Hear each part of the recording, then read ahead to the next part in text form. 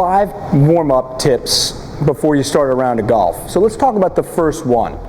One of the things that I think we all forget is that the lower body has to show up when we're playing golf. So what I'd like you to do on this first tip is use a mirror if you can.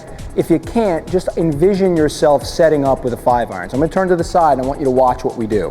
So feet in the position as if you were setting up with a 5-iron.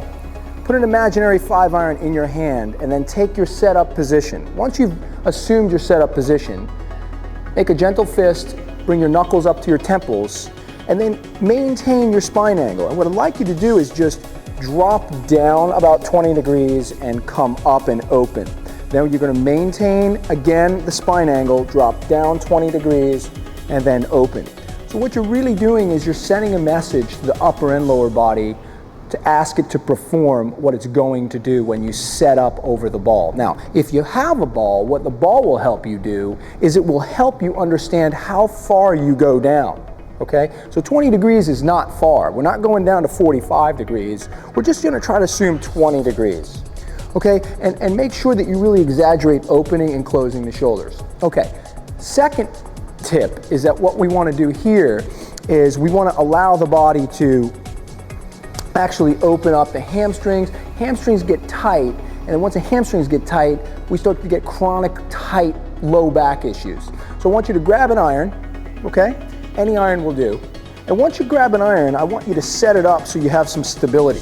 And once you've created stability, take a step forward and then just swing your leg back and forth a few times to create some hip mobility and let the hamstring start to create and get some length. So it's active in its movement pattern and will start to do what you want it to do, which is respond when you flex and extend. The hamstrings get a little bit cranky at the end of a round. And sometimes when you feel your back getting tight, grab your club, step forward, and leg swings back and forth. And what you do to the right, remember, do to the left, because the body really needs both sides to feel what it's supposed to do.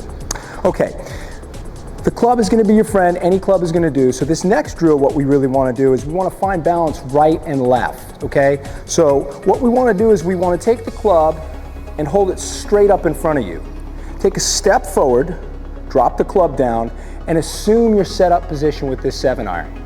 And then grab it in a horizontal position, and once you've maintained your spine angle, what I want you to do is rotate your chest and shoulders through an entire swing or a movement pattern, right? And once you've done that, you know, maybe you want to go 5 to 10 times. I want you to bring your feet together again, okay? And then bring the club back up. So if you start with the right, what I want you to do is then step with the left. Drop the club down. Once you feel your balance, put it in a horizontal position. And remember, you don't want to get armsy with this drill. You want to extend your arms all the way out and use the width of the club to create rotation through the entire swing plane, okay? And what you'll feel is you'll start to feel a little bit of disassociation. What do we mean by that? Your lower body is stable and your upper body starts to rotate, okay? So right and left on that as well. Now, another tip for warming up, this is really interesting, is that you want to create a movement pattern that mimics your backswing and your follow through. So what we'll do is, using the club again, we'll start with the backswing. So to start with the backswing, you've got to take the width of the club, ground it to your left hip, take a step, and make sure the step is not wider than where you would be if you set up with this iron. So you don't want to go too wide, because then you get stuck. So when you set up, make sure you drop your foot to a similar position as you would if you were setting up with a 7-iron. And then we want you to rotate to your backswing. So you start, you step, flex the knees, chest and shoulders to the backswing. Okay? So a couple more times, and maybe you'll do this 5 to 10 times. One of the keys is to maintain your position of your head as if you were looking at the ball. So you don't want the head to move with the club. You want to create a similar pattern or a feel as you would at the top of your backswing. Now, of course, what you do to the right, you want to do to the left. And on the left side, basically, you ground the club to the right. You take a step, making sure that's about the same position as you were going to strike a shot, and then go ahead and finish the golf swing.